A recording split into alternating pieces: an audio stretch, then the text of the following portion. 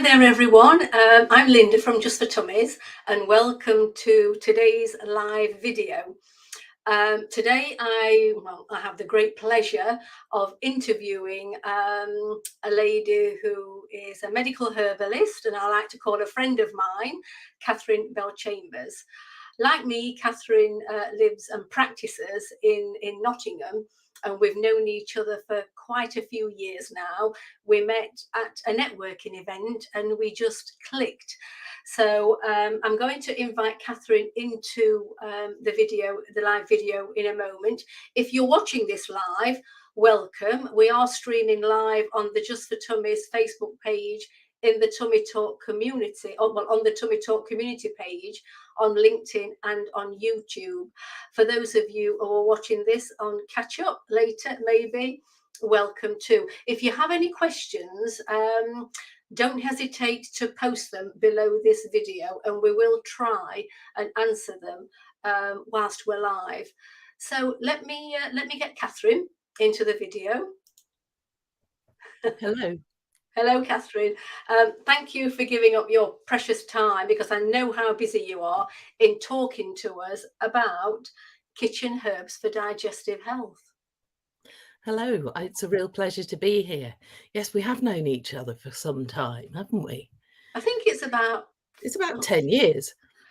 I think it's more, Katherine, because I set up and launched Just for Tummies. It will be 9 years in August. And we knew each other well before. And we knew each other long before then, when I was practicing colon hydrotherapy. So That's I think right. it's more like maybe 12 or 13 years. Could well be, because it was quite soon after I qualified.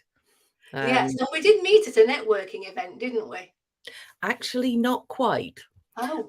I was interviewed on the radio because there was a pop-up shop in West Bridgford, and I had herbal products there, and they interviewed me on the radio, and you got in touch because you liked the sound of what I'd been saying. Was that BBC Radio Nottingham? Yes, it was. Mm. And we arranged to meet, and actually you connected me with the networking event, and when we met up, we got on really, really well. And we don't see enough of each other, do we, Katherine? Absolutely not. We must remedy that. Which we say sort of every year when we manage to meet up for the second time. I know. And another year goes by. But as I say, I'm so pleased that you're here with us today. Oh, my pleasure. So can we take, can you tell us a little bit about yourself and why you're so passionate about herbal medicine? I mean, I know a little bit about you, Katherine, that, you do come from a gardening background. I think you come from a family of market gardeners. Is that correct? Yeah, that's right. On my father's side, my great-grandfather and my great-uncle were market gardeners, and they, during the war and afterwards, and they grew for a living, but also to support the local community. And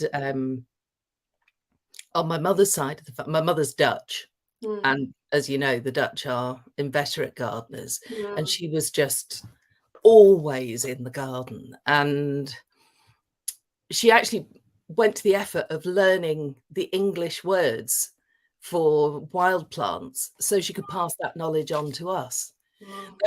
As it turns out, they translate very closely. So which I discovered recently when I went to visit some Dutch family. Yes, I noticed on Facebook that you'd been to see some of your Dutch family. So were you quite interested from not just in herbalism, but in plants and flowers, vegetables, from a young age? Absolutely. My mother was always in the garden, and when my dad was home at the weekend, we were always in the garden as a family. And we grew food, and also my mother would always try a natural alternative before resorting to the doctor. So, a peppermint tea, a little bit of lavender essential oil, well before it was fashionable. And we used to shop in the health food shop for things that my friends didn't have at home. We were well ahead of the curve with trail mix, I can tell you. I bet health food shops back then were few and far between. They were. I mean, interestingly enough, I mean, I grew up in Farnborough in Hampshire, which it's a bit of a backwater because it's so close to London. There's almost nothing there, but it was one of the first places to get a health food shop. And when Holland and Barrett arrived, I can remember us all going down there and buying Beauty Without Cruelty makeup. Oh, yes, I remember that, yes. Wasn't quite as pretty as Rimmel, but, you know what teenagers are like. Yes, yeah. Oh, that's wonderful. And I saw some photographs of your garden recently that you posted on your Facebook page, and I just love your garden because it's just like you, Katherine. It's and a bit of a mess, I mean isn't it? I mean this in the nicest possible way. It's kind of chaotic. Yeah, it is. There are things growing everywhere, but I'm sure everything in your garden has a purpose. Yes, and sometimes it's to annoy me, but no, it is true that the thing is, I am a herbalist, and one of the questions you wanted to ask is what's the difference between a herb and a weed, and the answer is where it grows, really, because weeds are plants that are growing where you don't want them, but almost every so-called weed has a medicinal benefit. I mean, one of my favourites is couch grass. Every gardener hates it because it's Is that that sticky stuff? Ah, no, that's something else, and I can't remember the name of that one. Couch grass is the one that has sort of knobbles halfway down, and it's a bit sparse, and the flowers are, well, when I say flowers, they're sort of long and thin and not very impressive, but it gets everywhere and it spreads underneath the ground by means of rhizomes. I know what you mean now. Yes. Yeah. And the thing about that one is that it's absolutely brilliant for urinary tract infections. Is it? That's amazing. So what would you do with it then? Would you just pull clumps of it out and stick it in a pan with some water and boil it up? Right. The first thing you have to do is make sure that you wash off as much of the mud as you can, because otherwise it gets gritty and that's not much fun. No. But yes, you can have it raw, straight from the ground, or you can dry it. You can chew it then after you've washed it. Yeah, absolutely. Make sure you scrub it properly. Give it a good rinse, and you can make a tea. And the great thing about teas for urinary tract infections is that they go through the kidneys. So those liquids are passed through the kidneys, and the healing benefits are immediately absorbed. And also they then pass through the urinary tract itself, so they actually come into contact. And that's one of the reasons that herbs are so great for the digestive system. Let's get ahead of ourselves, Katherine. Indeed. Because we've just gone off on a tangent there about UTIs. And although, I'd love to know more about herbs for UTIs. There was something. Oh, yes. I was reading. I'm going to go off on another tangent here. Sorry, but I'll be brief. I was reading yesterday, David Attenborough was asking people not to mow their lawns at the moment, because not to mow their lawns until the end of May, because a lot of insects are still living in the grass. I'm not sure as larvae, and they don't actually hatch and fly until well, you can be sure that by the end of May that they've all gone. And obviously we need the insects, don't we? We absolutely do. And the other thing is that people have a habit of pulling out the dandelions, but those lovely great big teddy bear fluffy flowers provide masses of food for bees. Yes. They collect the honey to feed the larvae, and they also collect all of that pollen to feed there's a house near us, front garden. It's full of dandelions, and I've got to admit, when I drove by the other day, I just tutted. But you're quite right. Bees love dandelions, as do rabbits. So can we move on a little bit? We can. And can you tell us a little about the history of herbal medicine? Because I know it's not just thousands of years old, Katherine, but probably tens of thousands of years old. Well, we know that in Stone Age burials, very often high status individuals were buried with a pot of herbs that we can identify today.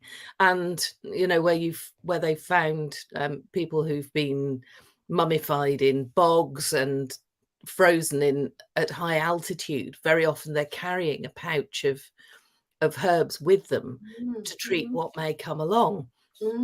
And the very interesting thing is that the herbs they were using then are not any different from the herbs that we're using now.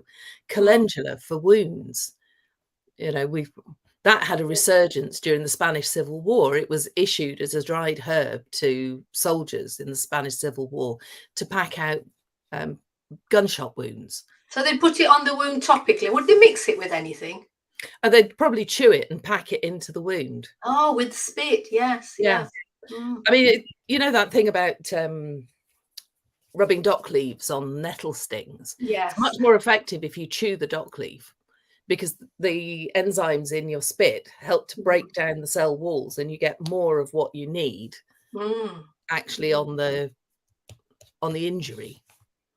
Do dock leaves have any other benefits apart from, you know, helping to calm down nettle stings? I bet they do. I bet they.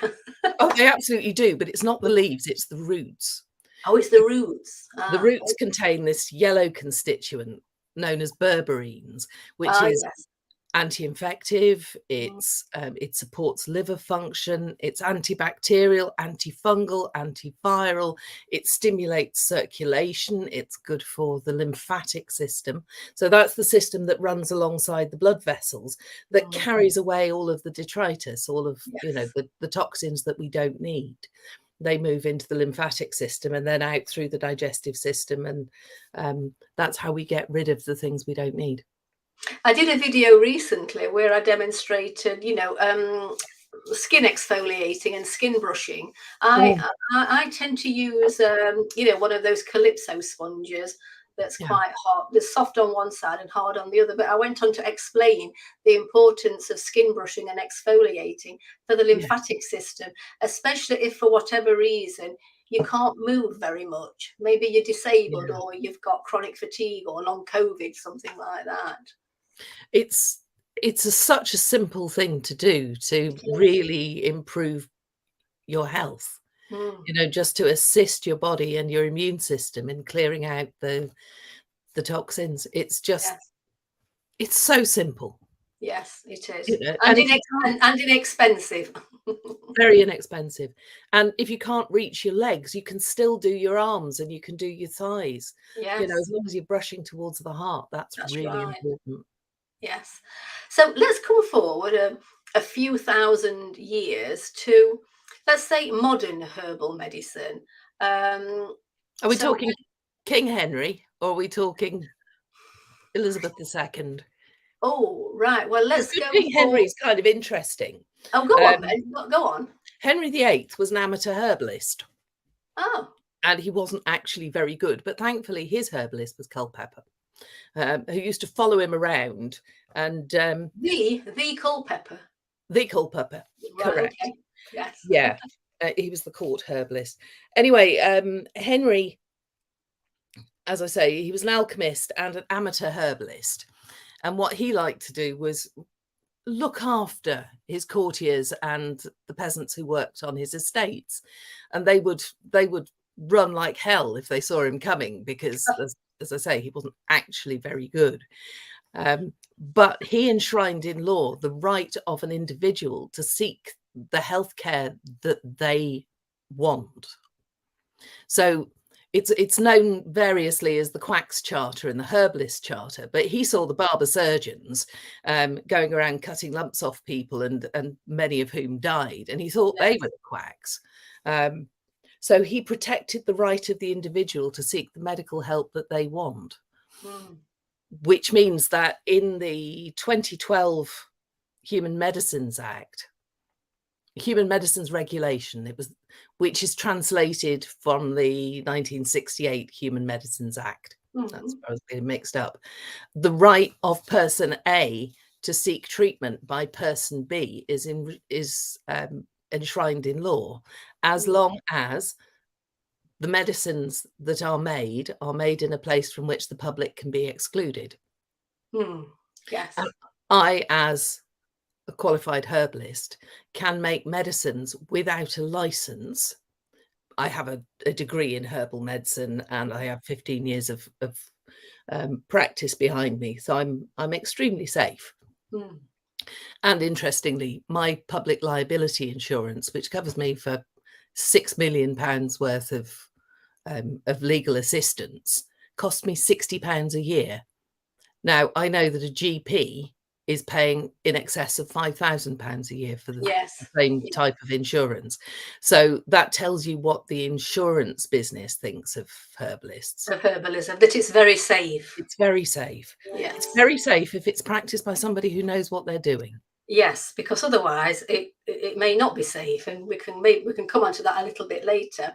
Yeah. So yeah, so it's possible then, Katherine, you know, to use herbs, wildflowers, weeds, whatever we want to call them, and we can grow them in our gardens. If you haven't got a garden, in a window box, to reduce common digestive disorders symptoms. So why do herbs work so well then on the digestive system? It's simply, well, there are two reasons they work so well. One is that we have evolved alongside these plants, and we've evolved to be able to digest them very, very easily. And the other is that regardless of how you consume them, whether you take them as a tincture, which is an extract in water and alcohol, whether you take them as a tea, whether you eat them whole, whether you cook them, whether you boil them, well, simmer them in water for a longer period, all the way down the digestive system is coming into contact with that herb. And they work in reflex ways. So, you know, something that happens in the mouth may affect another organ without it having been through the digestive system. Mint, for instance, which we'll talk about a bit more later, is a wonderful antispasmodic. It's also cooling and relaxing. It's calming. It helps to relax and open the mind. It's not psychotropic. What I mean is that it helps you think more clearly. Ah, okay. The humble mint. Oh, yes. That can be any type of mint, because there are different varieties of mint. Apple mint, spearmint. I mean, peppermint is actually a hybrid. It's a hybrid between spearmint and watermint. Watermint is has a very much higher quantity of menthone and menthol than spearmint does. So that's a much stronger mint, whereas spearmint is softer and sweeter. And actually, I find that works better for digestive complaints, because that very strong minty flavour can, if your stomach's already irritated, it can, you know, you can feel it as it goes down, and it does affect that what's the sphincter called? It's not the pyloric sphincter, it's the esophageal sphincter. The lower esophageal sphincter at the top of the stomach. Yeah, that's the one. I was going to ask you about that, actually, because I know in people who suffer with acid reflux, you know, that mint can loosen that sphincter and cause regurgitation. I mean, what's your take on that, Katherine? It is theoretical. I find it's because mint is a smooth muscle relaxant. So smooth muscle is the muscles that not the ones in your arms and your legs that move you around, but that's the muscle in your blood vessels and in your digestive system that isn't under your direct control. So it relaxes smooth muscle.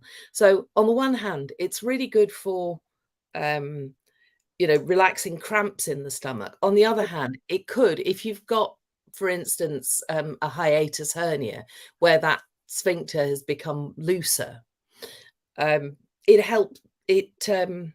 can relax that further, which means that it's more difficult. You know, it makes that more uncomfortable. I don't find it's typical, but I'm seeing such I'd say over the past maybe 2 or 3 years now, Although I kind of specialise more in lower abdominal issues like IBS, bloating, constipation, I'm getting a lot more inquiries from people who have got acid reflux, heartburn, silent reflux as well, where they're not getting the heartburn, which is the classic symptom of acid reflux, but they're getting the symptoms like, difficulty swallowing, sore throat, phlegm in phlegm in the postnasal drip, continuous cough. And I think anyone that's got symptoms like that, if they're persistent, that they should have a gastroscopy, Catherine. They should have a camera down to have a look what's going on. Because if it is silent reflux, if they're not getting that burning sensation, that's a warning sign, isn't it? After all, Right. Then what's going on in there? That the damage from acid being regurgitated up the esophagus could still be happening, but then absolutely, you know what I'm saying? That they're just not getting that symptom. They're getting the symptoms further up here. Yeah, but they may not get the symptom because the damage has already been done. So those pain receptors in the lower part of the esophagus are no longer noticing it. But it increases the risk of esophagitis, Barrett's esophagus, esophageal cancer. It absolutely does. So it's important. It is important to see your doctor if you're getting those symptoms. Unfortunately, the usual response to that is to put them straight on a PPI, something like omeprazole, esomeprazole, lansoprazole, and those reduce the amount of acid in the stomach, and that's actually not helpful. No, because actually reflux is often caused by lowered acid in the stomach. Yes, especially if you're over a certain age, maybe 45, 50 plus, it's definitely going to be lack of stomach acid that's causing the issue, not having too much. But also in babies, we're seeing babies being prescribed these very strong drugs. I know. And actually they will grow out of it. Yes. And of course, those drugs cause other issues. They do come with side effects, especially if you're taking them every day, long term. So let's start with mint. Now, I know you've already said quite a bit about mint, but how is it easy to grow mint? Well, it should be dead easy to grow. And it's always suggested that you plant it in a bucket with the bottom cut out so that it doesn't spread too far. I cannot grow the blessed stuff. No, why? Well, it might be because I get so much and then I pick some. But I've never managed to make it spread like wildfire. It's never happened. Dandelions, on the other hand, yes. But it is dead easy to grow. And it's been cultivated so that it's easy to grow because it's so useful in so many culinary dishes and medicinally.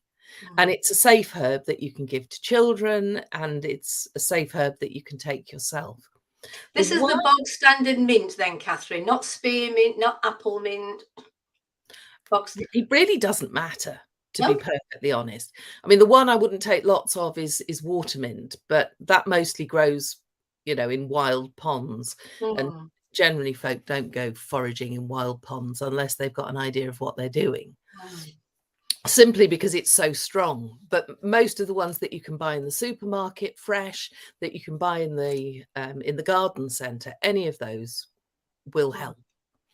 I mean, I wouldn't go for the really funky flavored ones, because particularly if you're pregnant, if you're taking something when you're feeling really nauseous, and it is great for nausea, you can go off it quite quickly. And if it's got a particularly strong additional flavour, it can make the problem worse.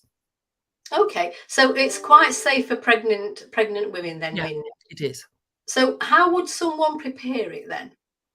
Well, it's very simple. You can buy peppermint tea from the supermarket. I would actually consider buying one of the better quality teas. Having said that, Twining's herbal teas I probably shouldn't say this, are mostly awful. Oh, okay. Right. I possibly shouldn't say that on a broadcast, but I do find that it's just an observation, Catherine. Yeah, That's my experience. And also, quite often mint teas, the cheaper mint teas are adulterated with mint essential oil. So your best bet is to buy a bunch of mint from the supermarket or the greengrocer, or grow some. Take a handful, couple of sprigs, put it into the mug and fill your mug up with hot water.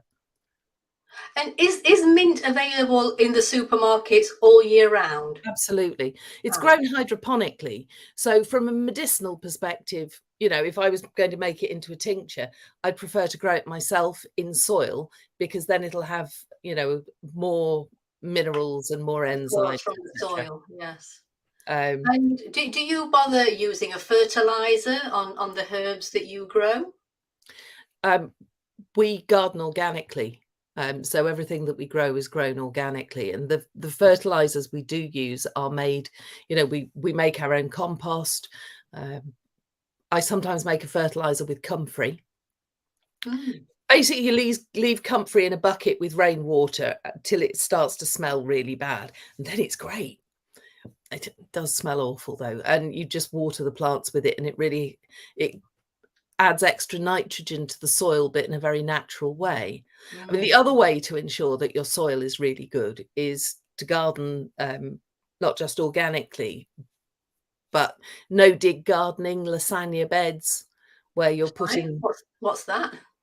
No dig gardening. It's where you don't dig anything up. You might turn the top a bit, but you're leaving any old organic matter in the soil to break down and help to feed that soil and increase the biodiversity. Oh, okay. Right. I've not heard of that. No dig gardening. Yeah. And there's another name for it, which is joy of menopause, has escaped me right now. So can I just clarify with you again, Katherine? Yeah. When would someone use mint? For what digestive gut symptom would they use mint?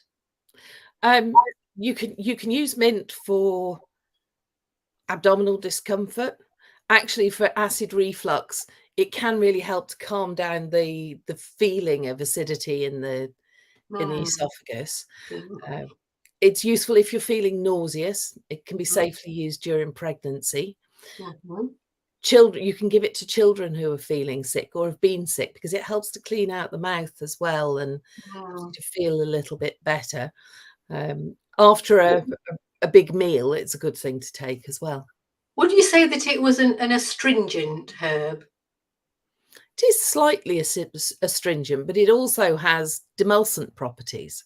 Can you just explain what that means for people who don't know, Katherine? Yeah, a demulcent is something... Mulse, it's a sound like mulch, and it's where it produces almost like a gel-like substance, which coats the oral mucosa, etc., the surfaces of the mouth and the digestive system with a gel a bit like mucus, but it prevents the gut needing to produce its own. And once you start producing mucus, it interferes with digestive processes. And as we know, one of the common symptoms of bowel disorders is lots of mucus in the stool. Yes, that's true. I saw lots of that when I was practicing colon hydrotherapy. Oh yes. I'm sorry, Katherine, I'm just checking questions that people are asking. So let's have a look. So there's a lady here. I'm going to bring her question up on the screen. Oh, lovely. And it's from Linda. Hi, Linda. Thank you for watching. Linda Wheeler. So, Linda, this is what Linda says. Hi, I have a gastric band, lost the weight, now run 5K 3 times a week. Oh, fantastic. Well done. But I'm shattered. What would you suggest I should eat? Eat, particularly on running days, to give me oomph and energy.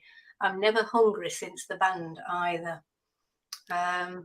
I think the first thing I'd ask is how much you're actually able to consume, because it may be that your body is needing more calories in order to maintain the running and keep you fit and healthy.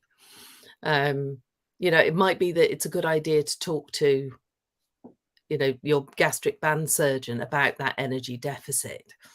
Yes, and Linda, if you're not eating enough protein, it's very important, isn't it? For Protein, actually, protein and fat.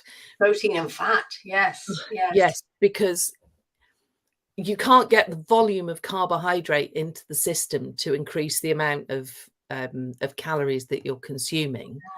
So maybe on the day before you go running rather than the day itself, because fats need to be broken down in order to provide energy. The energy you have today relates to the food that you ate yesterday. That's right, yes.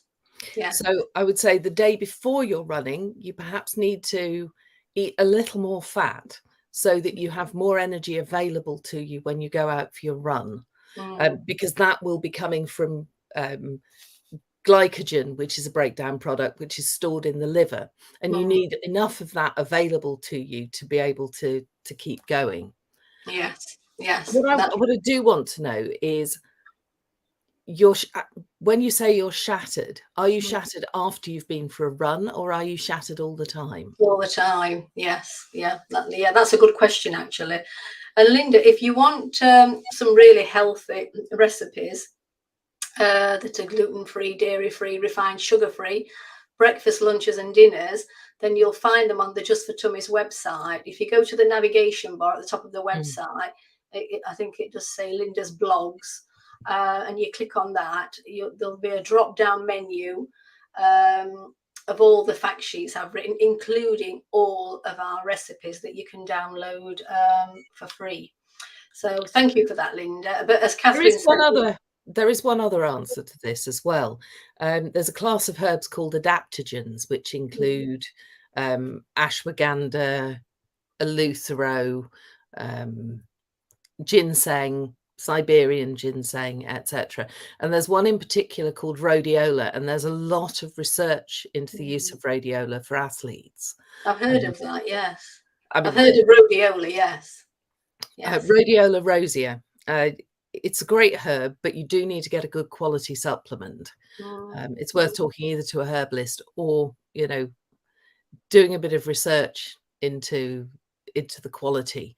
I wouldn't, for instance, buy a health food shop's own brand. I would be looking at one of the better quality supplements, Thorn Research, BioCare. Yes, yeah, Thorn are very good. Yes. And the other thing would be supplements like something like alpha lipoic acid, ALA, because that helps the body manage its energy stores more efficiently. But it may be that as you've become fitter, as you've become healthier, your metabolic rate is higher, so you actually need more food for the same amount of energy. Yeah. Okay, thanks for that, Katherine. So can we move on to turmeric? Turmeric's not classed as a herb, is it? It's a spice, is it? It is a spice, but herbal medicine, plant medicine, we think of it as a herb. Okay. It's something what grows, though I suppose in the dictionary a herb is considered that which grows above ground. But we do include roots and turmeric, actually. That beautiful orange colour. Yes. Now this one actually is mixed with frankincense and black pepper, which is a fantastic anti-inflammatory combination. When it's fresh, it's when it's unmixed, it's even brighter yellow than that. So would you encapsulate that then, Katherine? That one, yes, I do. It just makes it easier to take larger quantities. But including turmeric in your diet is fantastically healthy. And we know that one of the reasons that bowel cancer is so much less common on the Indian subcontinent is because of the quantities of turmeric that are consumed every day. Because it's anti-inflammatory. Because it's anti-inflammatory and it's actively anti-cancer. And in fact, there's a unit at Leicester University that's currently researching the use of turmeric alongside chemotherapy to improve outcomes. Right, great. Can I just say, remind everyone, welcome to today's video. I'm speaking with medical herbalist Katherine Bellchambers, and we're talking about kitchen herbs for digestive health. We keep going off at different tangents, but I keep trying to bring it back and stay on topic.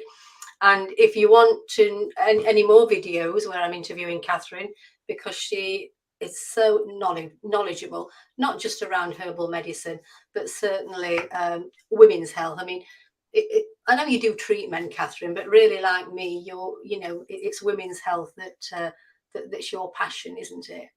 Absolutely. Women and non-binary people who retain a uterus. Yes.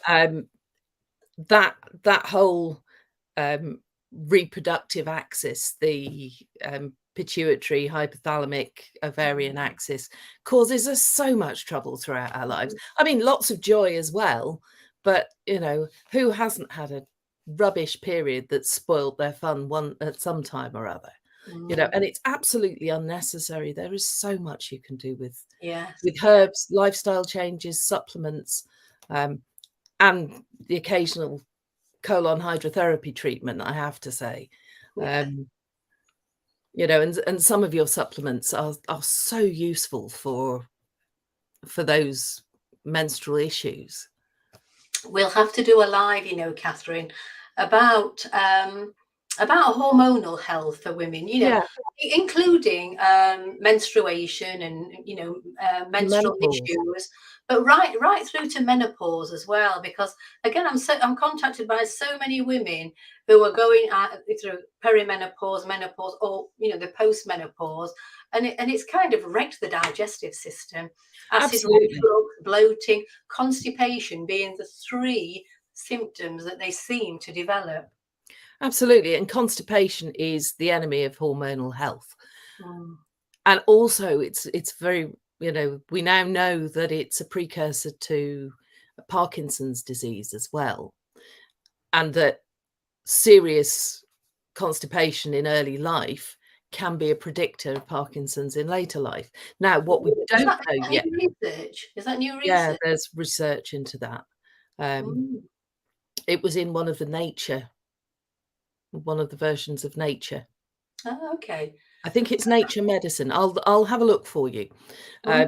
What we don't know is whether early signs of Parkinson's are causing the constipation, or whether the constipation is somehow causing a buildup of toxicity that later goes on to trigger Parkinson's. Okay. Right. So let's get back to turmeric then. So what digestive gut symptoms would turmeric help with, and how do people well, I know they can buy obviously capsules from you, but I'm just thinking, is it easy to grow in the garden? It's not that easy to grow here because our temperature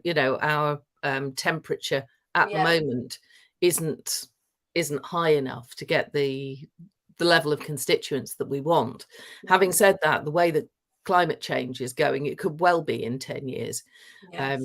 And interestingly, we were talking about the history of herbal medicine. This country used to grow most of the coriander seed for the whole world. I mean, the world was smaller in those days, but it grew more coriander fruit than any other country in the world. In the UK? In the UK. And of course, we used to grow masses of licorice, and we used to also licorice, very good for constipation, but it's got quite a high salt content, so you shouldn't take it if you've got high blood pressure, or you ought to have deglycerized. Yes. Right. Someone's just asked this question. It's something I've heard of, Katherine. Yeah. But I'll let you take it. Hi, Tracy. Thanks for watching. I hope you're enjoying the video. What's your thoughts on lion's mane supplements? Is lion's mane a herb? Lion's mane is a medicinal fungus. It's a fungus. Oh, okay. A mushroom kind of thing. Yeah, it's a mushroom, and it is eaten. It's a dietary mushroom. It's eaten in China. It's not grown so much here, though increasingly. And lion's mane mushroom contains a precursor to nerve regrowth factor. So it's absolutely wonderful in the treatment of the nervous system. And I use it extensively when I'm working with multiple sclerosis and also with long COVID. And I found that a combination of lion's mane supplement, lion's mane fungus, and benfotiamine which is it's a lab altered thiamine supplement. The combination of those two brings back smell and taste in long-term absence in 9 out of 10 cases. Yeah, well, that happened with COVID, didn't it? You know, people lost their sense of taste and smell for quite a while. I lost mine for about 6 months, and when I started taking lion's mane and benfotiamine together, it came back, and it took about 3 weeks. Wow. Okay, thank you. Thank you for your question, Tracy. Yeah, thank you for that, Katherine. So yeah, back to turmeric. So did you say that this one is an anti-inflammatory? It's an anti-inflammatory, and we use it a lot also in animals, actually, dogs, and not so much cats, but certainly with dogs. For anybody that's got arthritic pain, joint pain, muscle pain, it's a wonderful one actually for the lady who does all the running.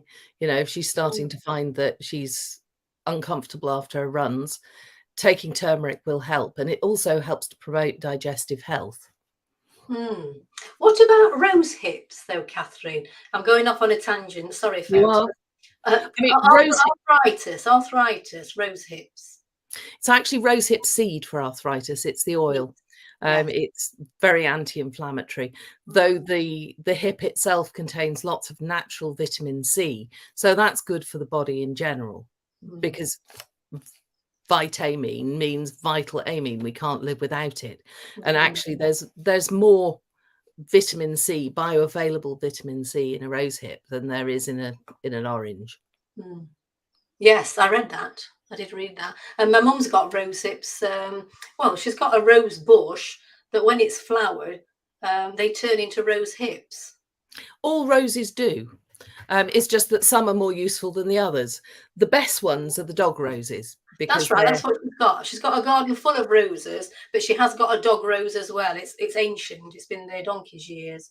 And there's great recipes. The bulbous the hips, the hips are quite bulbous, are quite large. Are they sort of wider than they are tall? Yes, they are.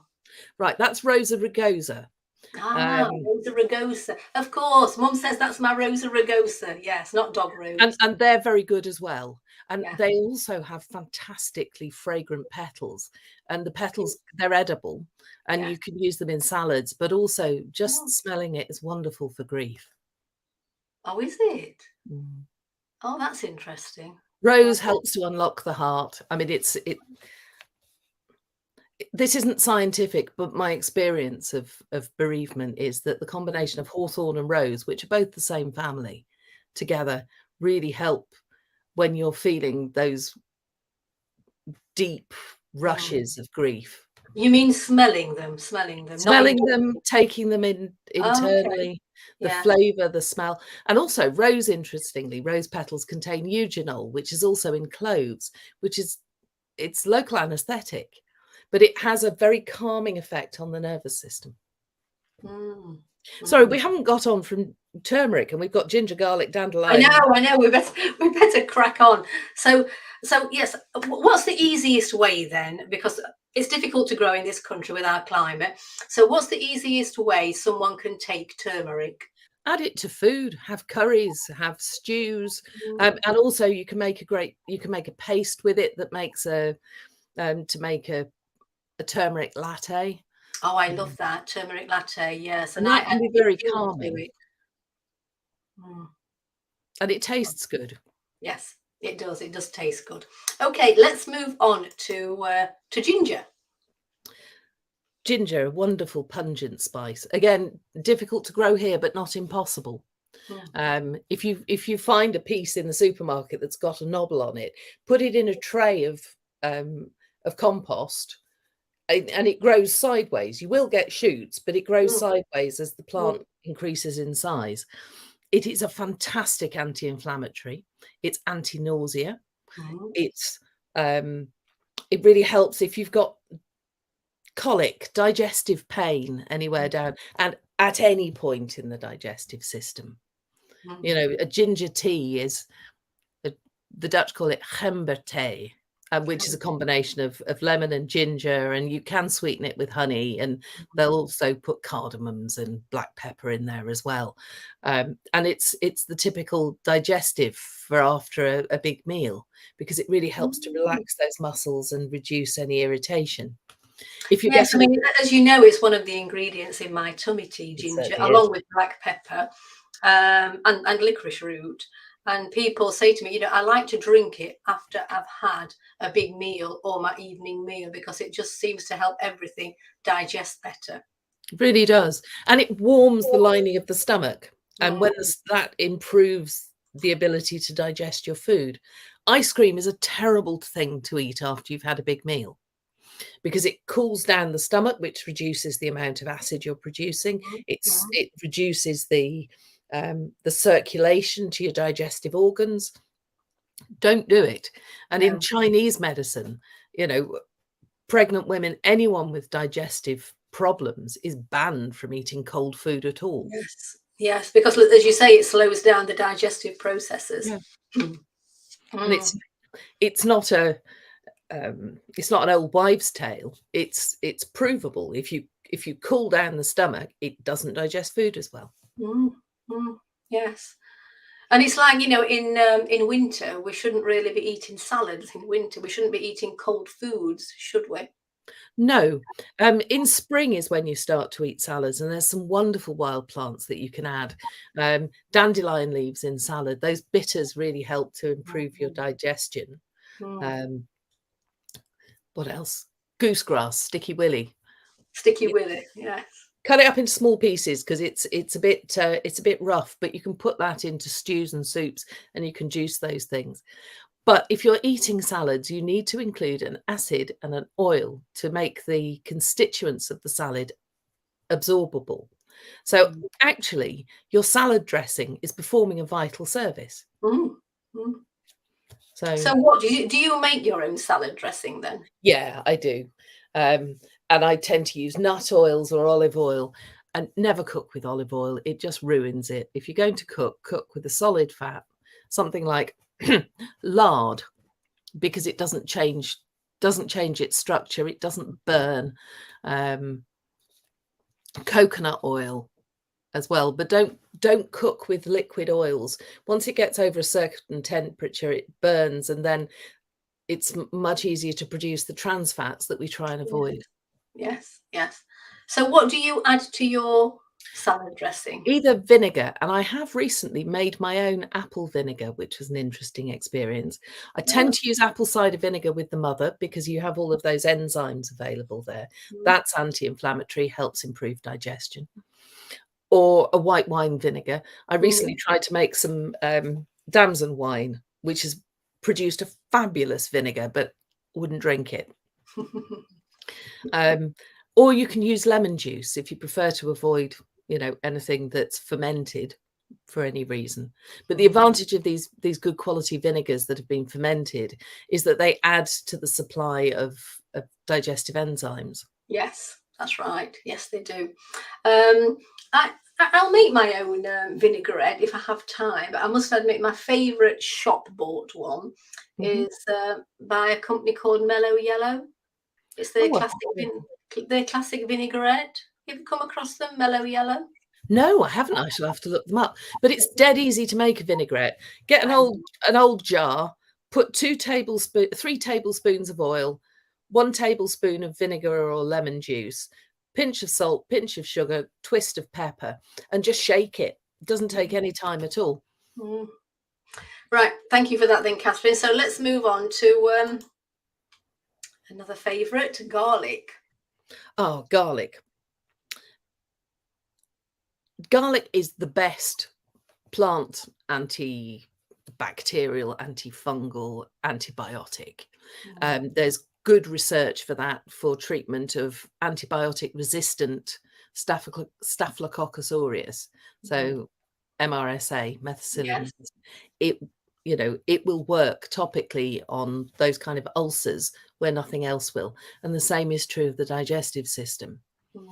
Now, it's at its most active 15 minutes plus after you've cut it or mashed it. So Okay. one of the best ways to consume it is to mash it or put it in a mortar and pestle with a little bit of salt and pound it down into a slippery cream, almost a mush. Pardon me. And then mix it with a yogurt. Doesn't matter whether it's dairy milk yogurt or whether it's one of the nut milk yogurts. Okay. And use that as a dressing on things. As a dressing. Oh, it's wonderful. It's and great. You'd put this on ulcers, topical ulcers, skin ulcers. I'd eat that. Oh, you'd eat it? Yes. I mean, if I was using it on, that was just how to have it in your diet. That's one of the most effective. And it's useful if you've had food poisoning and it's disturbed the balance of your gut flora. Right. What about stomachal? What about H. pylori, Helicobacter pylori? It can be really helpful with Helicobacter pylori. And the question we have about H. pylori is it actually the problem, or does it arrive as the result of the problem? Because actually we now know that everybody has some level of H. pylori. Yes. What we don't know is what the trigger is for the ulcers. Is it the H. pylori? Probably not. It's almost certainly stress. Because stress interferes with the natural function of the gut. When you get a burst of adrenaline, all of your blood supply goes to your muscles and your brain. That's so that you can run away from lions, tigers, or bears, or stand and fight. Alternatively, it just seems to dissipate straight to the muscles and people freeze completely. Whatever happens, the digestive system is cut out of the equation. And if you're under stress all of the time, this means that you're in a situation where your digestive system is being switched off in the middle of digestion repeatedly. And the food is then being dumped into the next part of the digestive system, incompletely digested. And one of the things that garlic can do is to help reassert healthy bacteria in the parts of the gut where it ought to be. And if you can't face having the smelly garlic in your diet, then the trick is to take a supplement. Yes. I was going to say something. Oh yes, about H. pylori, Helicobacter pylori.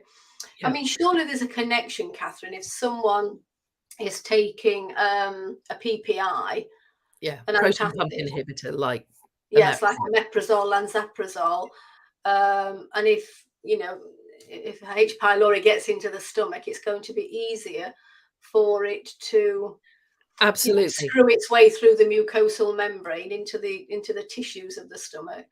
Low stomach acid is one of the biggest problems we have in the modern world. Yes, because stress. For lots of reasons. Yeah, but one of the biggest is that acid in our stomach is one of the main parts of our immune defense. It kills off all these bugs. If your stomach acid is low, then you don't have that defense available to you. Yes. Fats and proteins need a strong acid to help break them down so that you can then use those to repair your body. If you're not breaking them down properly, then they move into the next part of the gut, which, the stomach is acid, the duodenum is alkaline. And if it's not properly digested in the stomach, when it moves to the duodenum, then the duodenum can't do its job properly either, which means over time, you're not getting enough proteins in the system. You're not getting enough fats. Excess carbohydrate in the Western diet is then fermenting, and then you get burping or you get farting, wind either end. And if it's smelling bad, you really need to do something about it. And actually, ginger will really help with that. With smelly gas. Yes. Taking it regularly can really help with that. I'm just thinking as well, people that take regular proton pump inhibitors are at greater risk of getting Clostridium difficile because of the lack of stomach acid. Yeah. And they're at greater risk of heart attacks as well. Yes. We're not yet sure of the mechanism, but it can increase. It seems to be related to increases in blood pressure. Or could the proton pump inhibitor be blocking the uptake of certain minerals that the heart needs Absolutely. to be able to contract and relax. Yeah, that's entirely possible. Right, I right. mean, So have we covered everything we want to cover with garlic? Then we know it's a super herb. Is it easy? Did you say it was easy or not easy to grow in this country? Sorry. Well, it's a little more complicated to grow, but if you eat eggs, keep the eggshells, bake them in the oven so that they're, any pathogens on them are well killed. Crush it up and put it underneath your garlic, because you need extra calcium to grow garlic, and also the sulfur in eggs helps to make it extra potent. But I've got a cousin in Canada who grows the most extraordinary garlic, and the bulbs are like this. Wow. And I love it. I went to Derbyshire on a retreat last spring, and we were walking through Derbyshire, through the beautiful countryside, and I could smell this wild garlic. Oh, And it it's was lovely. the sides. It was a very shaded area, Catherine. I think it likes shade, doesn't it? Does it? It Garlic? does. It grows under trees. Under trees. Yes, that's right. It grows under trees, and so you only see it this time of year. It's sort of coming to the end of its phase now. And I'm assuming that you can eat that just the same. Yeah.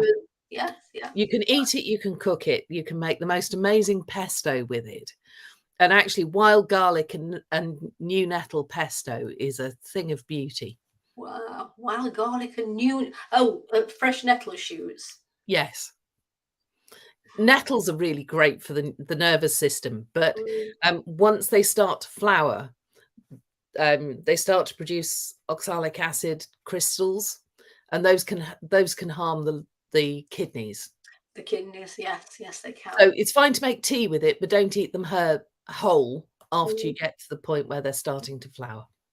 I remember my maternal granddad, who was a herbalist, and walking into his kitchen, and he would always have nettles, bubbling away in a pan. He drank nettle tea every single day. He had them dried as well, hanging from the ceiling. He was a big lover of nettles and nettle tea.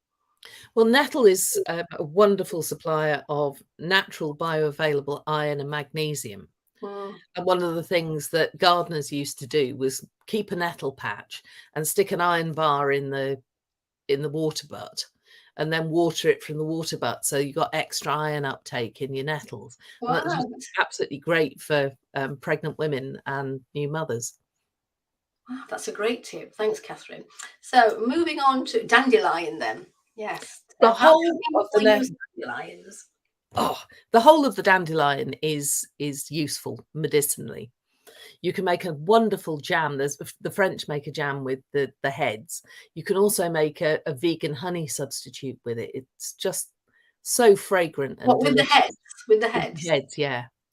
There are lots of different ways of doing it, but one of them is like you'd make an onion or garlic syrup. You put all the petals and layer them with either honey if you're using it medicinally and you're not vegan, or with sugar. And it doesn't matter on the sugar. It can be cane sugar, it can be palm sugar, it can be coconut sugar. Yeah, coconut flour sugar, all of that sort of thing. Layer it up and it'll draw out the moisture, and that syrup is really uplifting, and it's great for the eyes as well. That yellow pigment in there, it's very similar to the yellow pigment in tagetes and calendula. Yes. And that really helps protect the eyes.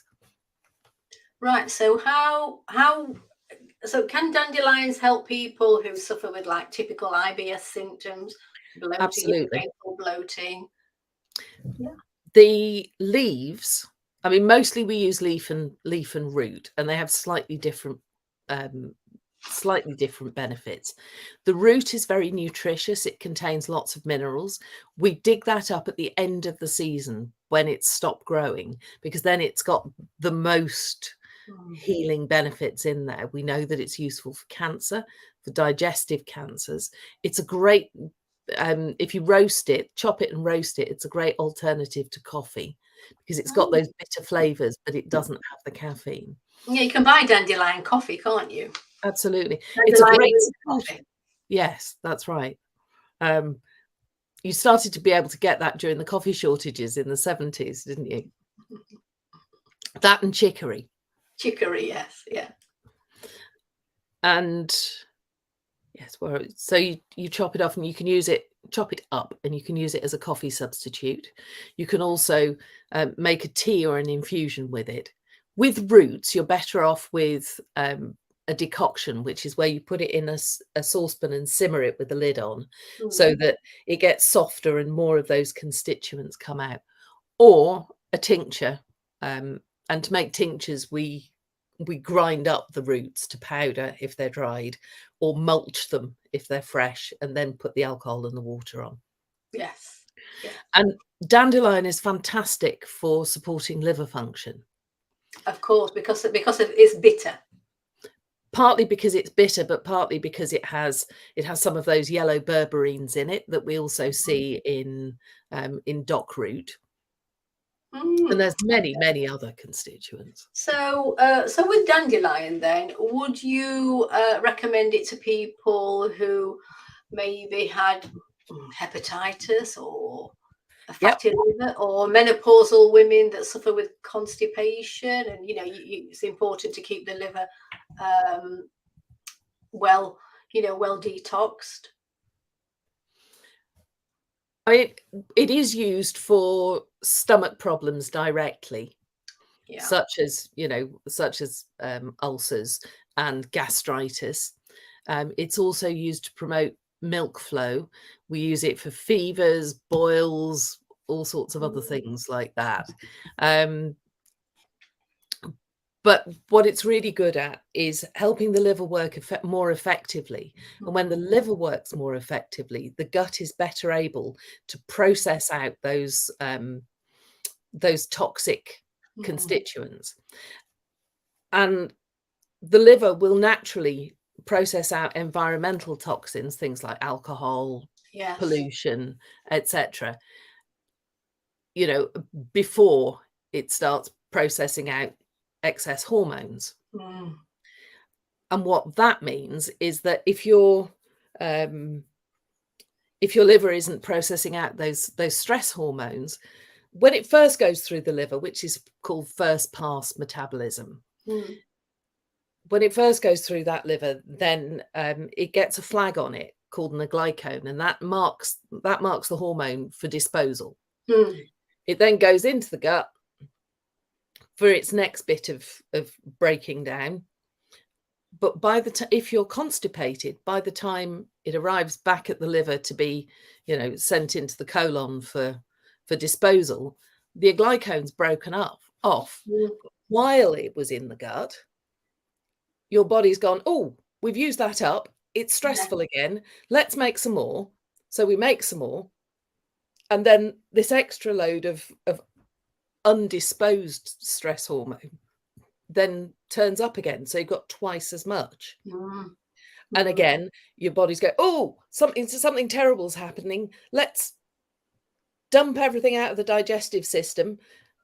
And then you have an ongoing cycle that leads to IBS and ultimately inflammatory bowel diseases. Yes. And of course, when it comes to menopause, it perpetuates menopausal symptoms. I mean, if a woman contacts me and she's suffering with menopausal symptoms, one of the first questions I ask her is, do you get constipated? Absolutely. And if you do, that needs to get sorted. Yeah, it does. I mean, the single best thing, there are two types of IBS. Well, three really. There's combined type, and then there's predominantly diarrhea and predominantly constipation. Yes. Predominantly diarrhea has its own IBS has its own problems, but the constipatory type, that causes so many toxic issues, which seems to be the most common type as well, in my experience. Absolutely. Katherine, IBS-C. Yeah, it is, and it comes from not drinking enough water, not drinking enough uncaffeinated beverages, not eating enough fat. Not eating enough fat, yes, because you need the fat for lubrication. I mean, one of the best things the Italians do is if you get constipated, then nonna will give you a tablespoon of olive oil. If that doesn't get it going, she'll give you a second. And if that doesn't get it going, then it's the enema for you. Yes. One of the problems in this country is that we don't talk about poo enough. I know. Well, I do. I'm talking about it day in, day out. But you're right. We don't. People, it's such a, I don't know, people are so embarrassed or ashamed to talk about the bowels, which is why my little granddaughter, Jessie, she was 3 in February, I'm teaching her not to be ashamed, not to be embarrassed about bowel movements. And when she has a poo, I say, oh, well, let's have a look. What does it look like? Is it a soft one? Is it a hard one? Is it mushy? Yeah. And it's like a little game that we play. I don't want her to have any hang-ups whatsoever about her bowels, and I want her to, if she's out and about and she needs a bowel movement, then you go and have that bowel movement. Absolutely. Even if it's outdoors, Katherine, and there's no toilet, go behind that tree or behind that bush, but get rid of those wastes. And we can always put it in a plastic bag and stick it in a dog bin if necessary. Yeah. And I think one of the biggest problems we have in schools with young people is they're losing touch of their natural signals because they're told you've got to hold it till the end of class. Yes. I kind of understand why, but it's leading to little girls with UTIs and little boys, actually. It's not just the girls. With children with chronic bowel problems because they're too embarrassed to go at school, or they've learned that you shouldn't go at school because you get told off by teacher. We can't be having that. But, why can't the teacher say at the beginning of the class, hello class, if any of you need to use the loo, just raise your hand and and off you poodle, but try not to take too long. I'll be watching, I'll be looking at my watch. Why can't they do that? I know. Interestingly though, Katherine, I'm also contacted by teachers who suffer with digestive problems and female teachers with UTIs for the same reason that they just can't leave the class to go and use the loo. So and then they drink ignoring less. the urge to have a poo, and they're ignoring the urge to have a wee. And we see this with the elderly as well. People who have joint problems, mobility issues, they don't want to relieve themselves in the incontinence pads because frankly it's humiliating. Yes. We see it in hospitals where the nurses are too busy to come and help somebody who needs to go to the loo. So they stop drinking because they don't want to be sitting in their own mess. And it's a national disgrace. It is a national disgrace. It's shocking. It really is. Let's move on because we've got 2 more herbs to cover, and then a few questions. So the next one is marshmallow root. Marshmallow root is the origin of marshmallow sweets, but in fact what happened was that the roots were peeled and then they were simmered in sugar or honey, and then they were eaten to help the gut. They were a medicine rather than a sweet. Modern marshmallows have nothing to do with the old ones. No. So am I right in thinking that marshmallow root it's a mucilage? A mucilage, yes. A mucilage. That's it. Well, it produces one. Marshmallow root contains an awful lot of polysaccharides, and when you soak polysaccharides in water, they produce a gel. As with slippery elm, and this is our sort of indigenous slippery elm. Really, it does most of the same things that slippery elm will. So if you put a teaspoon of the powder into water, and first you make a paste, and then you add more water. Otherwise, the powder just sits on the surface, and as it absorbs the water, it becomes thicker and more mucilaginous or mucus-like. Ideally, you want to do it with cold water and drink it as quickly as possible so it doesn't go thick, because while I might like eating it with a spoon like a dessert, most people don't seem to. And what that does is it helps to coat all of your mucous membranes. And if you eat it after you've had a meal, if you suffer from reflux, if you have that after you've had a meal, it coats the esophagus and it makes a raft on the top of the contents of the stomach. So as the stomach empties, that coats the sides of the stomach as well, and just helps to protect it if there's a there's a problem going on. And it also means that if you're getting reflux, if you take it in the evening before you go to bed, you've got that coating in the stomach. But if you do have an episode of reflux, that mucilage comes up first, coats the esophagus, so that the acid that follows it can't do as much damage. And it's also anti-inflammatory and healing. Yes. So would it act further down on the small bowel, the large bowel, for like Crohn's, colitis? Yeah, absolutely. I mean, it's prebiotic, so it helps to establish healthier bowel flora. Okay. It naturally contains inulin, which, as we know, has been shown to promote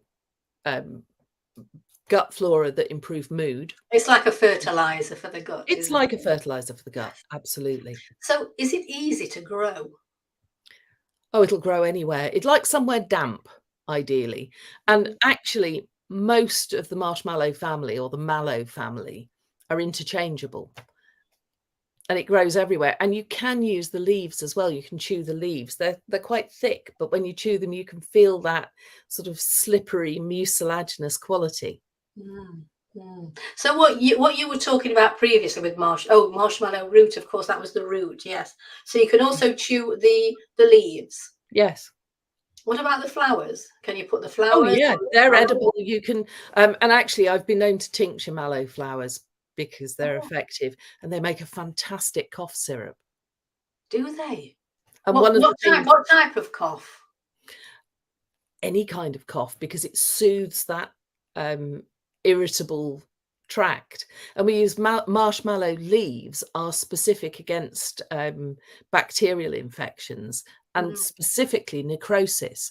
So it's really useful to use marshmallow root tea or marshmallow root in other things for somebody who's got really severe ulcerative colitis, inflammatory bowel disease. That's really good to know, because I'm contacted by a lot of people with inflammatory bowel diseases.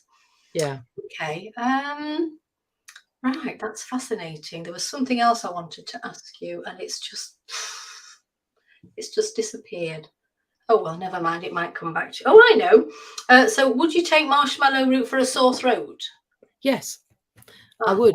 And I would take marshmallow root tea, a marshmallow leaf tea for an infected throat. So, if you can see the white pustules in your throat, because that's like tonsillitis, for example. Yeah, tonsillitis. Also for what are your vocal cords called? Laryngitis. Anything like that. That's really useful. But my favorite syrup from you, as you probably know, is the licorice and thyme one. If I've got a sore throat, because it's kind of my Achilles heel, my throat is, from being a child having tonsillitis. And so if I'm feeling a bit run down, it goes straight to my throat. Yeah. And I love your thyme and licorice. It's a linctus. Yeah. It's a linctus. And as soon as I, take a teaspoon and I can feel it going down, it instantly relieves that sore throat. It's amazing. Yeah. I mean, the thing is, lubricants for the human digestive tract, which is anything from the mouth to the bottom, are those polysaccharides. Oils don't help. If when you've got a sore throat, if you have something oily, it makes you feel like coughing. It's irritable. Yeah. Whereas if you have something that's made with a mucilage, a plant mucilage, a polysaccharide, then that helps to soothe it and calm it.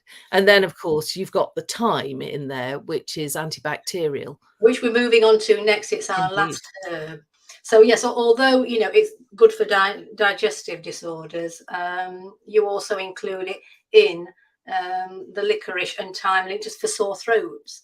Absolutely. And I use it for so many things. I mean, thyme is traditionally included in cooking recipes to protect us from unpleasant things that grow on meat. Yes. Food bacteria. Bacteria. So, bacteria, and also to a certain extent parasites. You mean parasites as well, like Yeah. worm eggs? Yeah, that's it. It helps to kill those off. And all of that family, you know, thyme and oregano are natural bactericides, but they So smell. that's why thyme would be good for the gut then. Yes, absolutely. It helps establish healthy bacteria in the gut. It helps to kill off excess. The thing is, most of the things that make us ill are also things that happily grow in the gut, as you've said many times. It's when one population grows, you know, out of proportion. Becomes the dominant one. Yeah. And of course, if you eat lots of carbohydrates, then carbohydrate-loving bacteria are going to be busier than the ones that like, you know, a really low-carb diet. So essentially, your gut adapts to the kind of foods that you eat. Yes. However, that's true. If you change your diet significantly, you can find that as they die off, you start to feel really quite uncomfortable for a little while while those levels reestablish themselves. And that's sometimes, you know, it doesn't happen very often, but if someone begins to take a probiotic, for example, they can feel quite uncomfortable for a few days, excess gas, bloating, a bit crampy. And I say to them, well, good. From a naturopathic viewpoint, that's good, because it it's means doing a good job, but it's doing its job. The probiotic is doing its job. And it's like with charcoal as well. Sometimes when people begin to take charcoal, they can have a purge of the bowels. From a naturopathic viewpoint, that's very good. You know, you need to get those toxins out. Yes, though what it can do is it can aggravate other symptoms for a short while. So I find that if for instance, somebody who's taking probiotics because they've got a skin problem finds that their eczema flares up horribly, then what I'll do is suggest that they halve the dose of their probiotic for a day or two. I suggest that as well. Yes, I do. So just going back to thyme then, is it easy to grow, and how does a person prepare it? I know, you know, we can use it on food, but as a tisane or a decoction. Oh yes. Oh, well, we can use it, as you say, we can use it in food. It's also quite a good one to dry and put in with your salt. Yeah. You know, in a grinder, and then you get a flavored salt that has additional benefits. That's a good idea. But you can put it in with peppermint or any other herbal tea you like if you find the flavor too strong. But I find the best thing is just to put a little bit of the fresh herb into water, put a plate or a covering over the cup so all of those volatiles stay in the water. Yes. You don't want to get rid of those. That's part of the healing benefit of the plant. And then, you know, just 5-10 minutes later, drink the tea. And the other thing that you can do is you can put it in cold water overnight or during the course of the day, and then drink a cold infusion. And because there's no heat involved in that, more of the volatiles are retained in the tisane. So just remind me again, please, Catherine, what symptoms, conditions would people use thyme for, digestive, gut-wise? Well, actually, ulcers. And in fact, turmeric is good for ulcers as well. So because it's naturally antibacterial, it's also good for colds and flu and anything like that. It can help with gastritis, if that's bacterial gastritis. For people who suffer from mold allergies, or, you know, have been around a lot of mold, it can really help protect against the toxic effects, particularly of black mold as well. Oh, black mold! Don't get me started on black mold. That's a whole other podcast. In rented accommodation and social housing, and the way it's affecting people, especially children, their chests, and they're dying of it. Well, it's not just. Can you believe it in this country? A friend's friend's husband was in hospital in an induced coma for 5 weeks over Christmas, because there was so much black mold in the cellar of his rented home. They hadn't realized, they couldn't see it, but it was coming up through the floor. It was actually growing in his chest. Oh no, it's not really? just the toxins, it's actually affecting the, and this is in Nottingham, this is in QMC. We're not talking about something that random that happened in middle America. It's everywhere, and it is a problem, and it's resistant. Yes. I mean, some of these landlords, they just want shooting. I'm sorry, but also some of them don't know it's there. Well, because they're not to be fair, I suppose not. But in this particular case of that little boy who died, I can't remember if that was local authority accommodation. They knew about it. Oh, they yeah. knew about that mold. Weren't doing anything about and they it. didn't do anything about it. I'm just bringing this this comment up from Tracy again. Actually, thanks for this, Tracy. Some of my members use marshmallow root for IC flare-ups, interstitial cystitis. Yeah. Tracy's got a Facebook group for women who suffer with IC. And I'm sorry, Tracy, I can't remember the name of your group now. So yeah, marshmallow root, because it's anti-inflammatory, I suppose, Katherine. I would actually go with marshmallow leaf for interstitial cystitis, because it has a reflex action, not just on the tissues of the urinary tract itself, but also on the tissues, the interstitial tissues, in a way that the root won't. And the other problem with the root, in some people who do have bacterial overgrowth, is that because it feeds bacteria. It's a prebiotic. It's because it's a prebiotic. It can aggravate the problem in some cases, but that doesn't happen with the leaf. So that might be some advice that you can give your members. Okay, that's great. Thank you. So, what next? Right. If someone's having an acute flare-up, acid reflux, or painful bloating, can you recommend something that would help them quickly?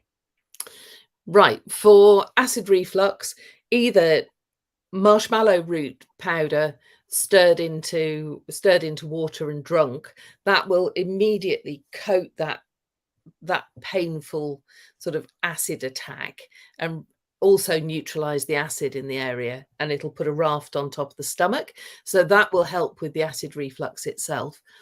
Fennel tea or mint or chamomile, in fact, or a combination of the three, is wonderful for the painful bloating. Okay, that's what's called a carminative, which yes. reduces the muscle spasm. The gut only has two sorts of senses, which is it being stretched or is it being cut? So it means that sometimes you can't tell what's happening. The fennel will help to sort of move the gas and help the bits of gas join together so that it's easier to get, to either burp it out or send it the other way. And also it will reduce the muscle spasm that's caused by having stretched the gut. Yes, and of course it's one of the ingredients in my tummy tea as well. So just going back to marshmallow root powder that you mentioned for an acid reflux flare-up. I'm always kind of cautious of where I direct people to buy the herbs. So people can come to you and you can supply them with what they need. They can, and they can also, there's a company in Glastonbury called Indigo Herbs. Yes, I know of them, yes. And there's Baldwin's in London, and they're very, I'm not connected financially with either of those companies, but they sell a high quality supply.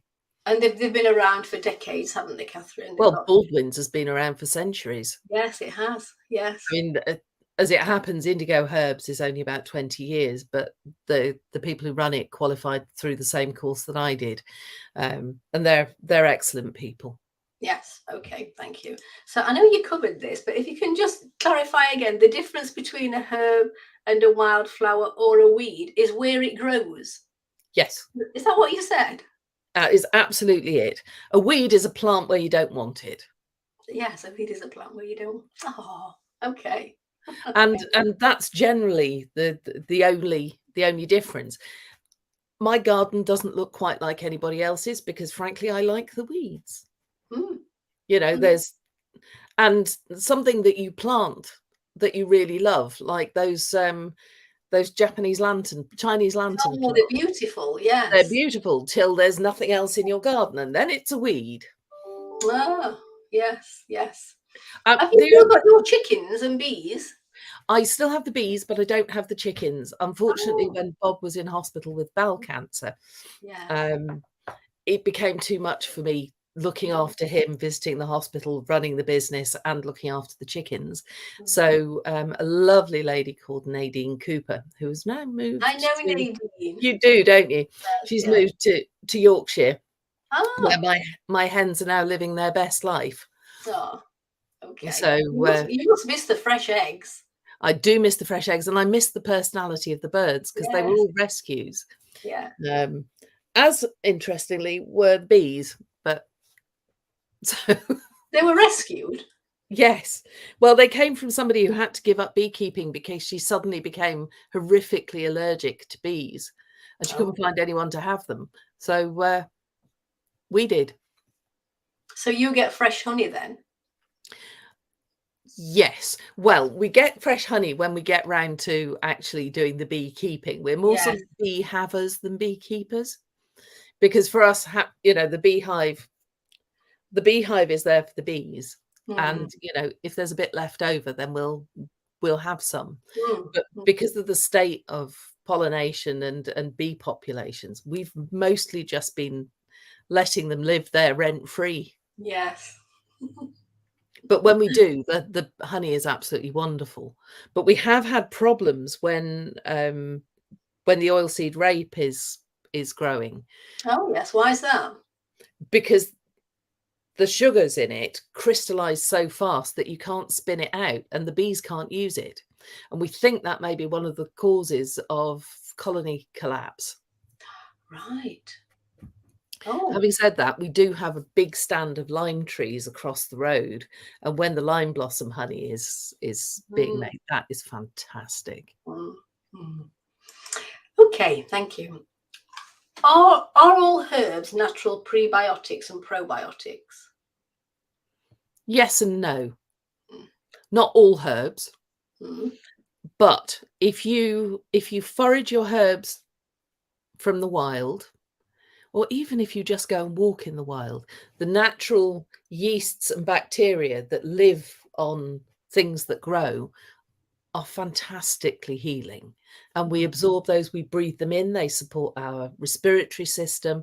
We swallow them on our tongues as we breathe in, and that helps our digestive system. So all plants are, if not sprayed with pesticides and herbicides and fungicides, are natural pre and probiotics. Things that contain mucilage, polysaccharides, so the things that make the slimy texture, they all have a prebiotic effect. Okay. Anything with soluble fiber has a prebiotic effect. So that's the fiber that sort of is completely dissolved in water, as opposed to the fiber that is indigestible, that helps to bulk up our stool and whack things through. Talking about pesticides, Catherine. Yes. Roundup, which is glyphosate, is it? Glyphosate, yes. Sorry, how do you say it? Glyphosate. Glyphosate. I went into Wilkinson's the other day, and they've got shelves of it. Oh yes, they're allowed to sell it, despite the fact that the World Health Organization considers it a class 1 carcinogen. I know, because I was going to write to my local council under the Freedom of Information Act and find out if they've been spraying, you know, the local parks where children play with that stuff. Oh, they absolutely have. And there's actually a movement within Nottinghamshire for people to actively write to the council and request this not happen. And the more people that do, the more likely, because the problem is people like their parks and gardens and streets to look really tidy. And the easiest way of doing that is not to weed it, it's to go along with the spray. And then it dies, and over time it just vanishes. But why can't we just see wildflowers, or why can't they sprinkle some wildflower seed, you know? Well, in a lot of places they are. Certainly round where I am, they don't mow as much. They mow twice a year, and that's so that the low growing plants have a chance to establish, so that they're not being killed off by the grasses and the brambles and the like. And also it allows the mycelium and the mushrooms to, see some sunshine as well. And that's really important. But increasingly then they're not spraying around the parks. And that's because people are asking them not to. Not to. I know in some countries it's banned, isn't it? Switzerland, for instance, a lot of Europe, it's banned. In fact, I have a feeling that glyphosate is banned in Europe, but we're not part of Europe anymore. So we're not, and this is a problem, because political parties gain money from large corporations, and large corporations curry favour by paying for political campaigns. Yes, we know how it works. We do. Are there any contraindications to the herbs we've talked about? A couple of people have emailed me and asked me to ask you this question. Oh. Contraindications. Garlic. Specifically to the 7 that we've been talking about today. Yeah. Garlic, don't put it on children's skin, because it can, some children are sensitive to it and it can cause ulceration. There was a fashion for treating children's coughs by rubbing a cut garlic clove on the foot. There was an unfortunate occasion when a child's foot ulcerated severely, and they ended up needing to see the doctor about it. I mean, there was nothing. It was uncomfortable, it was unpleasant, but it didn't do serious lasting damage. But we don't want to be hurting our children. No. So don't do that. But it's okay in adults. Garlic and turmeric are sometimes advised against if you're taking blood thinners. So things like warfarin and clopidogrel, and there's another one, the one that they inject into the stomach when you're in hospital. It's generally better to avoid turmeric and garlic if you're taking blood thinners, because they can additionally thin the blood. Now, if you know what you're doing and you're working with a herbalist and you're taking warfarin, then each month you have to go and have your INR, your international normalized rate, checked.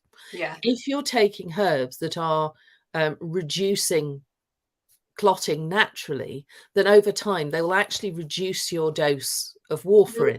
The problem with clopidogrel and the other types of blood thinner is that they're not reversible. You have to stop taking them for quite a long period of time, and they're not tested for, which is why they use them, because they're much more convenient for social medicine that's trying to cut costs. Yes. I know they're popular drugs for people who have had strokes and heart attacks. Yeah. But for these, really, no. I mean, there's the discussion about mint and reflux. Some people find that reflux may be aggravated by taking peppermint. If that's happening, try spearmint instead. It's much calmer. If that doesn't work, then go for chamomile, because chamomile also reduces irritation. I mean, we didn't include it here, but it is absolutely the #1 herb for the gut. Is it chamomile? Oh yeah. I mean, matricaria, which is its Latin name, means mother of the gut. So that's for anything stomach or gut related. Absolutely. It's a natural it's a natural bitter, but very mildly so. So it stimulates digestion. It's anti-inflammatory, and you can use that internally or externally. And you can put it on the eyes as well if you've got sore eyes from, sitting at the computer all day, or if you're allergic, if you've got hay fever, that sort of thing. But it does the same thing to the digestive system. And I found it during my pregnancies, I found it really wonderful for pregnancy sickness. Is it easy to grow? Dead easy. Sprinkle it on the top of the ground, rake it over, make sure it stays moist, and then just watch it grow. And once you've had it in the garden once, that is it. So what would you do? You'd pick it and you'd throw it in a pan of water, boil it up? You just want the flowers, although the plant itself is helpful. The flowers are the main part of it. You can eat the flowers, just pick them and eat them. Yeah, you can pick them and eat them. Ideally pick them on a sunny day, because any flowers that you pick, if you pick them when it's raining or you pick them while they're still damp from the dew, then as they dry, they start to smell a bit like cat pee. It's just one of those things. Always pick before lunchtime with flowers, and always pick on a dry day. Yes. And then you can dry them and make a tea, or you can make a syrup with them. And the way I'd make a syrup is I'd make a strong decoction and then add the sugars to the decoction. And but decoct at a simmer, not so it's a rolling boil, because you want to maintain those constituents. Yes. And the same is true with marshmallow root.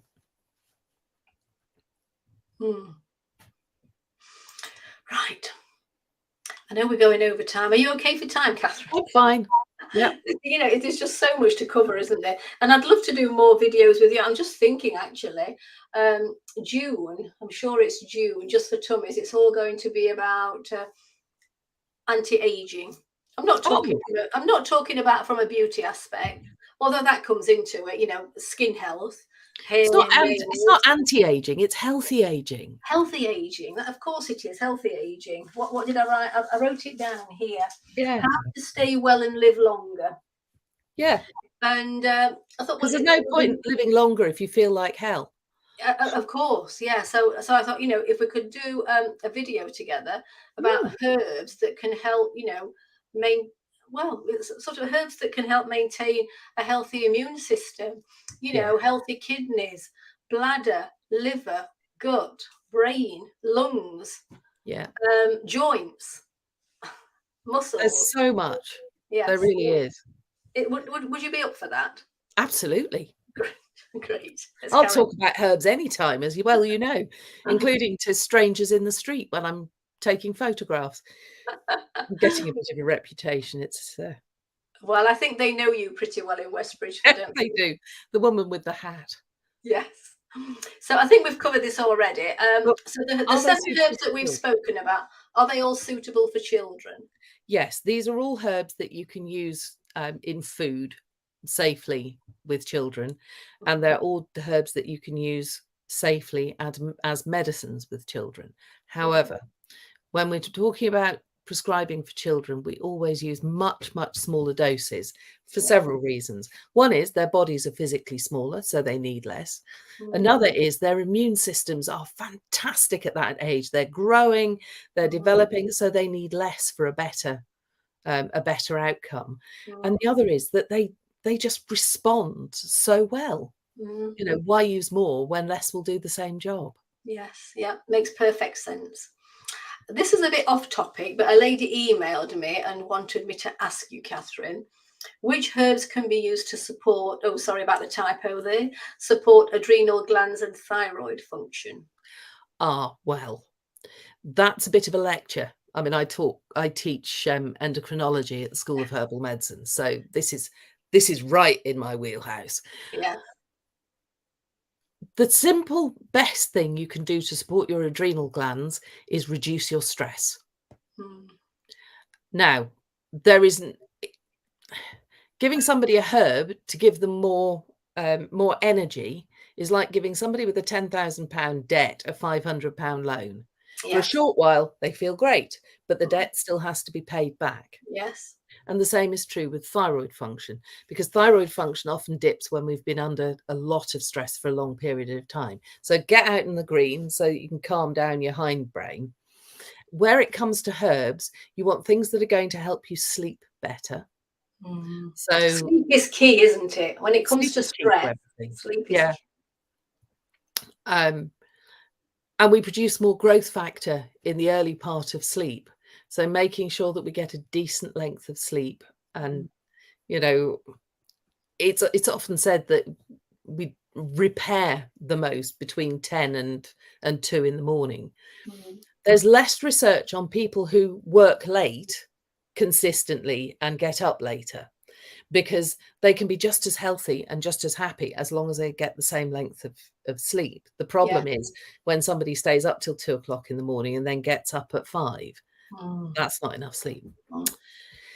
Typical herbs for adrenal glands are verbena, borage, and licorice. They do help protect the adrenal glands and they help them to repair. But I would never work specifically on the adrenals at the expense of anything else. You need to be supporting the immune system. You need to be supporting sleep. You need to be supporting relaxation. Otherwise, you're just taking away the support of the adrenal hormone that's keeping you awake. And suddenly you've got somebody who can't function at all. So if someone came to you with adrenal exhaustion, chronic fatigue syndrome, for example, they're not necessarily the same thing. Okay. Chronic fatigue and adrenal exhaustion. But are the adrenals always implicated in chronic fatigue syndrome or not? Not always. I think ultimately they will be, because if you're chronically depleted, you'll get to a point where there's not enough in the tank and the only thing that'll keep you going is adrenaline. But very often with chronic fatigue, it's the mitochondria that are at fault. These are the powerhouses of our cells. They're what produce adenosine triphosphate, which combines with oxygen, and that's what gives the energy to our bodies. And we're now recognizing that actually mitochondria are implicated, probably in long COVID as well. Adrenal fatigue tends to happen people who don't rest adequately, are constantly driven, people who have, a business, kids, and elder care under their belts, or they're people who think that it's in some way a badge of honor never to rest, never to stop. Or people who've become ill and then haven't had time to recuperate. They haven't convalesced. We've stopped doing those things. So getting enough sleep. So important. I mean, I've been there. I've got the T-shirt. When I had some kind of chronic fatigue. Yes. Chronic fatigue syndrome. After the tonsillitis, went straight back to work, had loads of stress, and then 6 months later just hit a brick wall. And that was almost certainly a mitochondrial dysfunction, but aggravated by adrenal fatigue, because you didn't have the natural power in there, but you were plugging along anyway. So eventually you're stressing your body out and you're producing lots of adrenaline.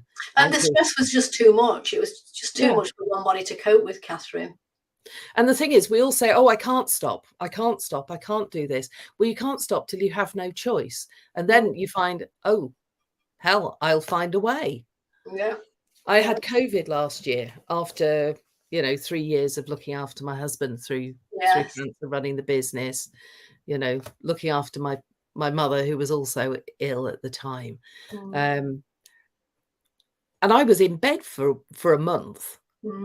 And I'm just coming out the other side of long COVID. And I did that to myself. Yes. I did that. I did it to myself as well. Because when you're lying in bed and you can't do very much else, Katherine, you've got lots of time to think, haven't you? As to why you ended up there in the first place. Yeah. But by the time I got COVID, there wasn't anything really I could do about the reasons why I then went on to Well, become. exactly. Bob, your husband, he Yeah. was very ill with bowel cancer, and he had complications after complications, did he, with surgery? And yes, Yeah. I know it was an absolute nightmare for you both. It was, you know, and the combination of conventional medicine and herbal medicine means that he's now actually at the allotment as we speak, having a wonderful time. Yeah. So he's doing really well. But there is that kind of badge of honor, isn't there? Oh, well, I'm keeping going. I'm not stopping. I'm doing everything the way I always did. I'm not doing that again. We're not having that. No, I'm not going there again. When you've been there, you don't want to ever be there a second time. You know, and I very often see it with teachers and people who work in medicine. Yes. You know, and actually when you're a nurse or a teacher or a doctor, it's much more difficult to stop, because if you get sick, taking the day off is more difficult. And I see doctors all the time who have multiple pathologies going on. There's one I know who in a year had pneumonia, biliary tree blockage, and gallbladder problems often stem from extreme adrenal depletion. Stress and exhaustion, I should Stress imagine. and exhaustion, type 2 diabetes, because often when we're highly stressed, we don't. Have you ever noticed that when you're really stressed and really hungry, you don't reach for a celery stick? No. Your body doesn't say, I want celery now. It says, that Mars bar looks like heaven. No, but you know, with me, Katherine, when I get stressed, I lose my appetite. Yeah. So am I one of the odd ones? No, it seems to go one way or the other.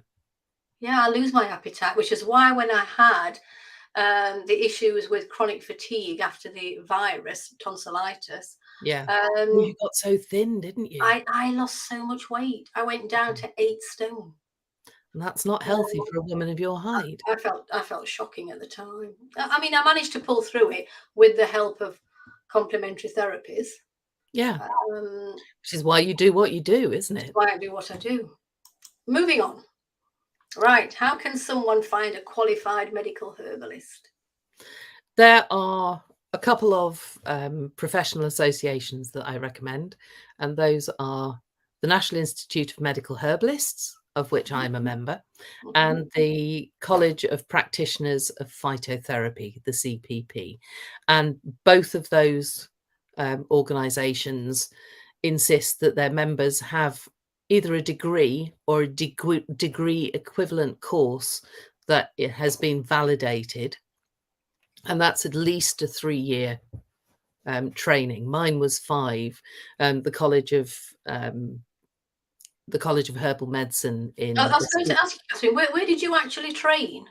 I trained originally at the College of Phytotherapy in Hastings, but the college, the degree was validated by the University of East London. Yes. And when the school closed, the course moved to the University of East London School of Health and Biosciences. So I have a university education. Sorry, Katherine, because when at the end of this live video, I'm going to put some links above it. So if someone's wanting to look for a qualified medical herbalist, it's the National Institute of Medical Herbalists. I'll Google them and find the link. Yes, medical herbalists. NIMH. And the College of Practitioners of Phytotherapy. College of Practitioners of Phytotherapy. Yes, which is it comes from the French phytothérapie, which is plant medicine. Plant-based. I've heard of it. Yes. Okay. Thank you for that. Right. It's a bit of it's one of those schisms, you know, a bit like in the life of Brian. They're splitters. The CPP, or the people who were running the CPP at the time, wanted to be more like doctors. And the NIMH wanted to retain its independence. Yes. At the time, though there was then, you know, do we get regulated? Don't we get regulated? Well, yes. Regulation is now off the table. So we self-regulate, which is that we make sure that the people who are members of those organizations have had a certain quality of education, maintain a certain level of continuous professional development. And also, if you have a problem with your herbalist, you can complain to that organisation and they will investigate. Yes, yes.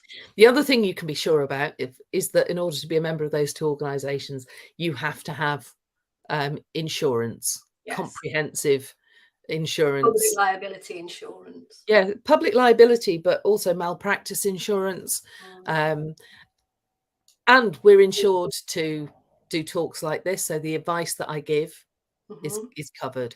And anything that we learn as part of our degree is then covered by our insurance. Yes. So we can do things like herb walks, and you'll be certain that you're not going to be encouraged to eat something that'll kill you or the children. Yes.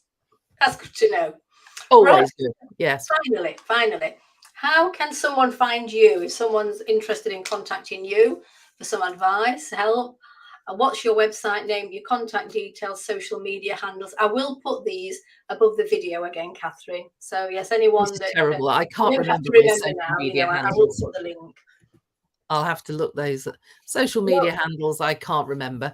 Well, but I know your website is the Nottingham Herbalist, isn't it? Yes, www.nottinghamherbalist.co.uk. I'll find it, Katherine. I'll put it above the video. Yes. And I think Instagram is Herbalist Knots, at Herbalist Knots. Yes. Facebook, I can't remember, though I use Facebook more. Email is nottingham.herbalist@gmail.com. nottingham.herbalist@gmail.com. And you can contact me by WhatsApp or text or phone on 07786 yes 441 574. All right, that's great, thank you. And am I right in thinking that you do offer a free 15-minute phone discovery call? It's a free 20-minute phone assessment, so that I can see whether I'm the right person to practice to support you and what level of support you might need. And also gives you a chance to, ask me questions and, see whether I'm somebody you'd like to work with. Yes. Right, well, that's absolutely wonderful. I think we've come to the end of our video. We've gone on for about an hour longer than we thought we might, but it's all been absolutely fascinating and such useful information, as I know it would, coming from a medical herbalist of your caliber. I always say when I'm talking, talking about you, Katherine, do your ears burn sometimes? They do indeed. That you are a medical herbalist's herbalist, because of your knowledge base, and you also teach as well. You're not just a practicing medical herbalist, you teach, don't you? I do. I teach herbalists endocrinology and human reproduction, and I'm also in the process of sorting out starting a basic herbal medicine course through Windmill Community Gardens in Nottingham, which will be, how to identify and use plants in your area for, sort of family ailments. That sounds fascinating, wonderful. So will you have time? I suppose now that Bob's a lot better, it frees you up a bit more. Well, it does, because one of the things I love doing is gathering herbs and drying them or tincturing them myself, so that so that I know everything about the medicine that I'm producing. And you can tell when you smell a commercially produced tincture and one that you've made yourself with herbs that you picked that day. You get that it's a totally different experience. Well, I suppose if you're picking it that day and using it, the life force is still very much in the herb. Absolutely. Chamomile is a wonderful example. There's an organic farmer nearby, and he allows me to pick chamomile from the edges of his fields. He plants it for biodiversity alongside his wheat fields. And when I pick that, you can smell the sun. When you're standing in the field, you can smell it. And I pick it and wilt it overnight, and the following day it goes into a tincture. you know, it's just so there's not too much moisture in there. Yes. And it smells the following day. It's amazing. It's like magic. It's like sunshine distilled. It's like potting magic, potting the sunshine. Oh, yeah. And you just know when you smell that difference that there is going to be a difference in the benefits of the herbs. Now, to be fair, I buy my herbs from very small producers nearby. There's Planta Medica, who are in Sileby. Mm-hmm. Oh, yes, Leicestershire. Yeah, they're in Syston. Then there's Rutland Biodynamics in Rutland, and Avicenna in Wales. I mean, they do the most amazing rose products, just beautiful. And then there's Panacea in Shropshire, and they're very small businesses. Yes. And they grow a lot of their own. They make some of their own they, you know, as far as possible, they make their own tinctures. And then the ones that they can't grow themselves, they'll buy them in from the most reputable suppliers they can find. Yes, that's what you want. Yes. Well, Katherine, I'm going to finish there. We've been talking for almost 2 hours now. Oh gosh, I know. I want to thank you so much, because I know what a busy lady you are. I really appreciate you giving your time. I'm very grateful. My and I would love to do more videos with you on healthy aging, and maybe on the female reproductive system. Yeah, certainly, you know, how from periods, you know, from puberty to postmenopause. And menopause and the digestive system are so intricately linked. Yes, yes, they are. So I'm going to thank you and blow you a kiss. And I hope everyone, if you've stuck with us all this time, well done. I really hope you've enjoyed our talk with Katherine Bellchambers, medical herbalist. I'll post all the links to contact Katherine above this video. And I look forward to seeing you at my next video, which is tomorrow, actually, Katherine. Yeah. I'm interviewing a clinical hypnotherapist tomorrow. Oh, wonderful. Do you know Ros Palmer? Yes, of course. Yes, she used to live in Nottingham, but she lives... Absolutely. Yes, I know Ros. Yeah, she lives in... where does she live now? Lincolnshire. But, but kind of... on the side of Newark, isn't it? Yes, but she lives quite close to the border of Norfolk. Right. So I'm interviewing her tomorrow about detoxing the mind. Oh, fantastic subject. You know, about past traumas from childhood, etc., and how they could impact you as an adult. And she's a wonderful professional and speaker. Oh, she is. She is. Yeah, she's got. She's very wise, just like you. Very, you know, one of my council of wise women. Thanks again, Katherine, and speak to you soon. Thanks, everyone. Enjoy the rest of your day, and bye-bye for now. Bye.